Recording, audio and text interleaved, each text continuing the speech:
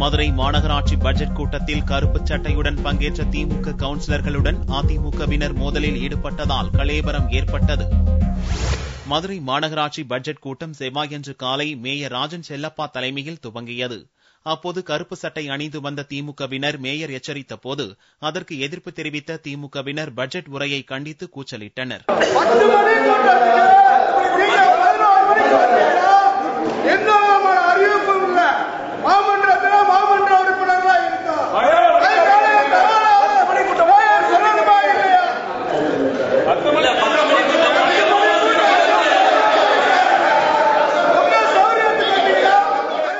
தொடர்ந்து அமளியில் ஈடுபட்ட திமுகவினர் பட்ஜெட் புத்தகத்தை கிழித்தெறிந்தனர்.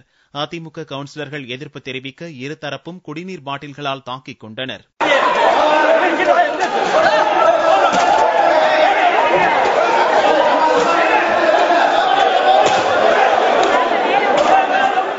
பின் அவையிலிருந்து வெளிநடப்பு செய்த திமுகவினர் மேயரின் உருவ பொம்மையை வைத்து கோஷங்கள் எழுப்பினர். இந்த தாக்குதலில் 15வது வார்டு அதிமுக கவுன்சிலர் ஜெயலட்சுமி காயமடைந்தார்.